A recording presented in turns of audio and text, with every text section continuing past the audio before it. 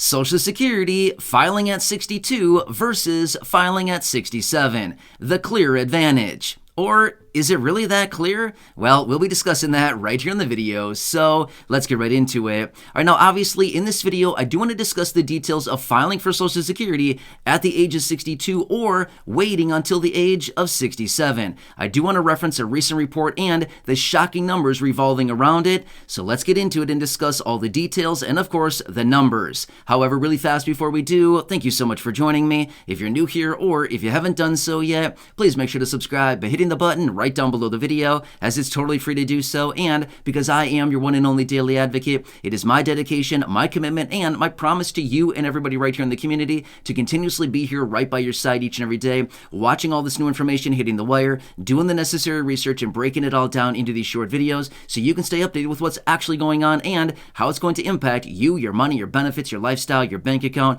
and of course anything popping up right now you can possibly grab and or take advantage of. So again, thanks so much for joining me. Please subscribe down below if you haven't done so yet, and I'll be here for you every single day, no matter what. That's my promise, and I'm sticking to it. All right, thanks again. Let's get into it and talk about the details of filing for Social Security at the age of 62 versus the age of 67.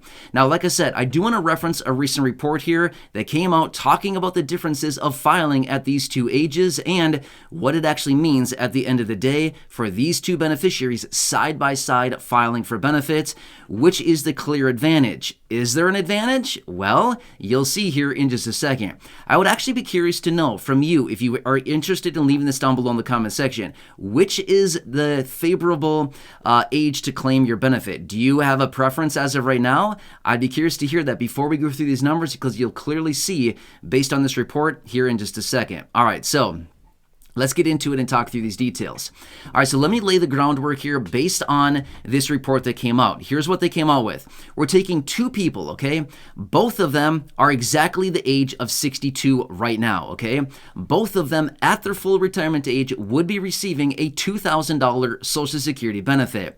We're also going to assume a 1.6% COLA over the coming years, okay? So person A is going to claim their benefit right now at the age of 62. Today is their 62nd birthday, okay? They're turning 62 today, both of them. Congratulations and a huge happy birthday. Now, obviously, this is just an example that I'm giving here, but you'll clearly see the details here in just a second. All right, so person A claims their benefit at the age of 62 today. Happy birthday and congratulations. Person B says, I'm going to wait until the age of 67. So this person is going to wait 5 more years to wait to claim their benefit. Meanwhile, person A is celebrating their birthday with a good old Social Security check, right? Well, it doesn't really happen that quickly, but you kind of know what I mean, right? All right, so again, all else equal, again, both of them would be eligible for a $2,000 benefit at 67, their full retirement age. And then again, we need to factor in that 1.6% COLA over the coming years. All right, so let's fast forward all the way out now until the age of 67. So person A has been claiming their benefit for 5 years. They've been getting ongoing monthly checks from the Social Security Administration for the last 5 years. They're happy, right? They've been enjoying life. All is good. Every single month, a check has been rolling into their bank account, and they're having a good time, right? Life is good.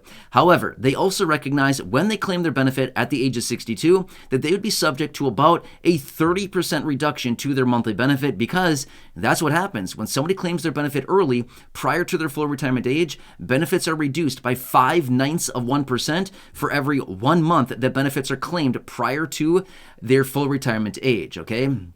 So that person knew full well that claiming their benefits 5 years early was going to impact their benefits by about 30%. But they said, that's fine. I'm fine with it. I just want the money right now. I need the money. I'm going to enjoy my life. Good things. I'm just going to take the money now. So I'm going to file for Social Security benefits. So that's what person A did. Now, person B, here we are. 5 years later, exactly 5 years later, it is the birthday of both of these people yet again. They are now both turning 67. Person B says, I'm going to file for my benefit. It is my full retirement age today, and I'm going to file for my benefit. So they go off and they file for their Social Security benefit, okay? All right, now let's go forward over the coming years here. So remember, Person A has been receiving their benefit for 5 years. However, their benefit has been substantially reduced because of the 30% reduction to their benefit. And by the way, it's about 30%, give or take a little bit, but it's about 30% for all practical purposes. But they have a much smaller benefit on an ongoing monthly basis, but they've also been getting it for 5 years, right? So as a result of that, over the last 5 years, they've gotten tens of thousands of dollars of benefits out of Social Security. Meanwhile, person B got $0 because they didn't file for their benefit yet. However, now that person B claimed their benefit at the age of 67, they're getting a nice healthy benefit because it's at their full retirement age. There's no reduction to their benefit. And over that course of time, the last 5 years, they've also been getting the 1.6% COLA every single year in this example, right? So that has also been applied to their benefit every single year with compounding. Now their benefit is nice and big, right? So now let's fast forward another 7 years and 10 months, okay? Or sorry, let me take that back. Let's fast forward another 10 years and 10 months. So now here we are exactly 10 years and 10 months later. Both of these people are exactly 77 years old and 10 months, okay? That is where we're currently sitting right now. So 15 years and 10 months after person A claimed their benefit at the age of 62, and exactly 10 years and 10 months after person B claimed their benefit at the age of 67. Where do we sit? You would think, wow, person B must have a lot more money because their benefit is significantly higher, or maybe person A has a lot more money because they've been claiming their benefit for 15 years and 10 months, whereas person B has been claiming their benefit for only 10 years and 10 months. Well, let me give you the details on this. Here's what it comes down to. At the age of 77 and 10 months old, according to this report and these statistics here, person A, the person who claimed at age 62, has a little bit over $303,500. It's a lot of money. Collectively, over the last 15 years and 10 months, they have received from Social Security $303,500. It's a lot of money, right? You could buy a house with that. I mean, cash money, you could buy a house. You know what I mean? That is nuts. That's a lot of money. That's a pretty cool time, right? However, that is person A. Now let's look at person B. Over the last 10 years and 10 months, person B has received out of Social Security just under $310,000. Wow. Crazy, right? So over that period of time there, person B is ahead by $6,500, and they've been claiming their benefits for 5 years less than person A. So at, call it, 77 years old and 10 months, they're basically only separated by $6,500 of total benefits received by Social Security. It's not that much of a difference, right? So meanwhile, person A has been, enjoying life for the last 15 years and 10 months since the age of 62, getting their benefit, which has been smaller, but they've been receiving it for 5 years longer than person B. And they're basically at the same dollar amount. Now, obviously, person B is a little bit ahead, $6,500 more than person A, but essentially, for all practical purposes, it's very similar. It's very, very close. $303,500 versus just under $310,000. Very close, right? So that is the difference. However, now let's fast forward out another 10 years, okay? So now they're sitting at the age of 87 and 10 months old. Who is ahead here? Person B is significantly ahead of person A. The reason for that is the benefits from person B, they've been receiving their benefit for a shorter period of time, as in years, but yet their benefit is significantly higher, as in total annual output from Social Security for person B is significantly higher. Hundreds upon hundreds of dollars, even about $1,000 more per month in the case of person B versus person A. So as we extend beyond the break-even point in this case was right around 77 years old, right? So about 77 and a half years old is where these two broke even. As in person A at 62 and person B at 67, they broke even as in the same benefit amount right around 77 and a half years old. That was their break even. However, after that, then person B is going to pull ahead significantly with their benefits, as in full lifetime earnings out of Social Security, because their benefit is higher, right? So at that point, maybe the benefit from the person A is maybe, say, I don't know, $2,100 a month or so, give or take a little bit, adjusting for that 30% decrease to benefits when they claim their benefit 5 years early at 62, versus person B, who's probably getting a $3,000 plus benefit every single month. So they're probably getting about $1,000 more per month versus person A. So over the course of the next 10 years, person B will be significantly further ahead as far as full lifetime earnings out of Social Security. However, for the first 15 years, we could say it's basically they're at parity, right?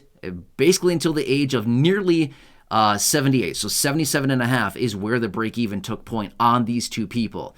Craziness, right? So again, I want to point this out for you really quickly. Now, obviously, I can't tell you what to do here, and I'm not going to tell you what to do here because that's not my style, and I don't want to do that because everybody's situation is very different. However, I am here to educate, and I am here to inform and to walk you through all these details here so you can make the best informed and educated decision for you and your specific situation. However, let's just talk about it for here in a second.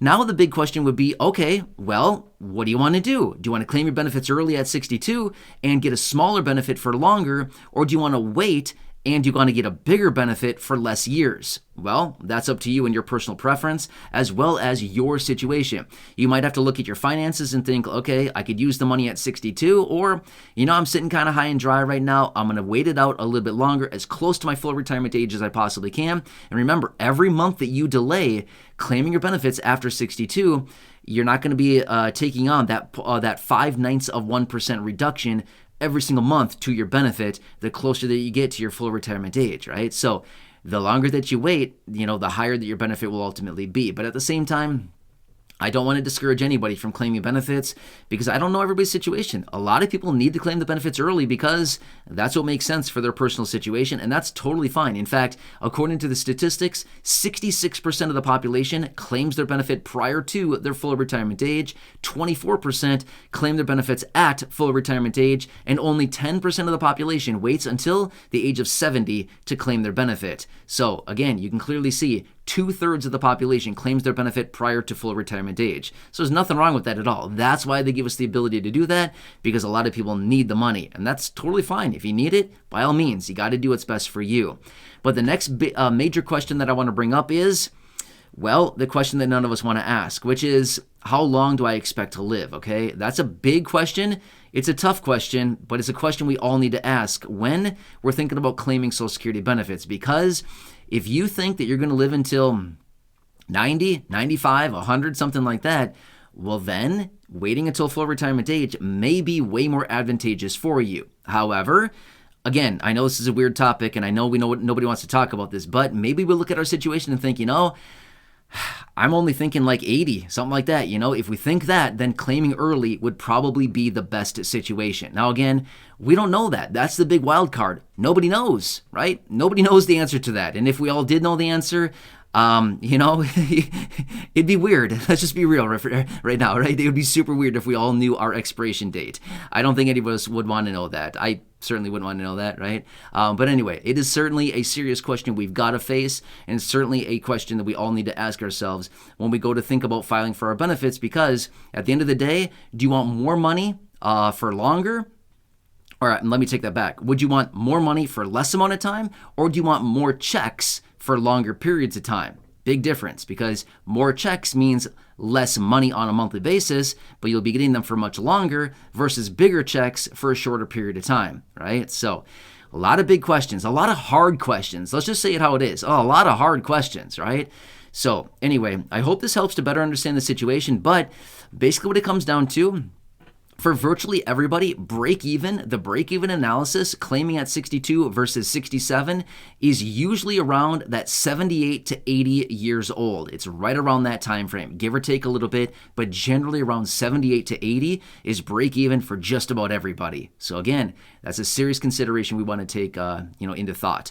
Anyway, hope this one helps you out. Again, please leave your comments, your questions, your feedback down below.